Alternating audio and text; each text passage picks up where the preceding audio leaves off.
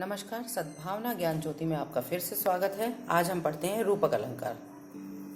रूपक अलंकार जहाँ पर सादृश्य की अतिशयता को प्रकट करने के लिए उपमेय में उपमान का अथवा प्रस्तुत में अप्रस्तुत का आरोप किया जाता है, वह रूपक अलंकार कहलाता है।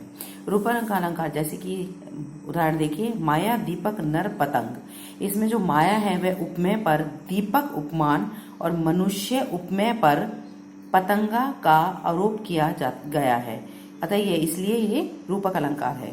रूपक अलंकार इसमें एक और एग्जाम्पल देखिए, इस स्वतंत्रता महायज्ञ में कई वीरवर आए काम।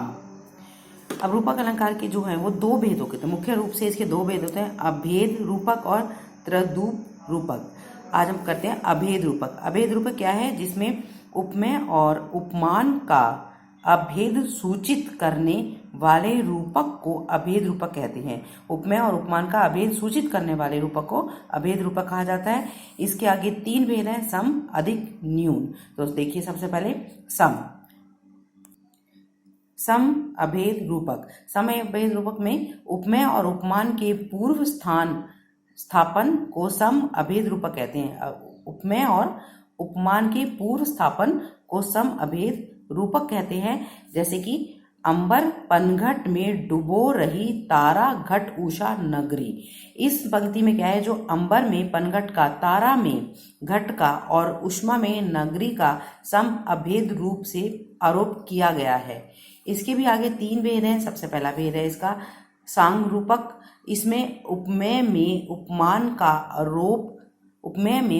का आरोप उनके समस्त अंगों के साथ किया जाता है, इसलिए इसे सांग रूपक कहा जाता है। जैसे कि निर्वासित में राम राज्य था, कानन में भी सच ही है, श्रीमान भोगते सुख वन में भी।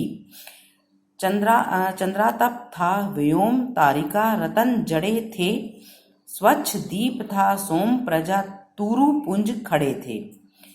नेक्स्ट देखिए निरंग रूपक। निरंग रूपक में क्या है कि जब उपमान का उपमेय पर अंगों रहित आरोप किया जाता है तो उसे निरंग रूपक कहते हैं। जैसे कि मुक्ति मुक्ता का मोल ही कहा है जब, मोहन लला पे मन मानिक ही भारी चूकी। यहाँ पर मुक्ति उपमेय है और मुक्ति उपमेय पर मुक्ता उपमान का तथा मन उपमेय पर मानिक उपमान का आरोप अंगों सहित नहीं है। इसके बाद देखिए परमपरित।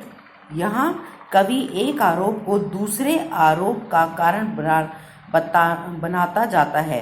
जहाँ पर कवि एक आरोप को दूसरे आरोप का कारण बनाता जाता है वहाँ पर परमपरित रूपक होता है। जैसे कि सखी नील नभ सरस से उतरा यह हंस आहा तिरंगा तिरंगा। अब तारक मौकितिक शेष नहीं निकलता, जिनको चरता चरता। अपने हिम बिंदु बचे तब भी चलता, उनको धरता धरता।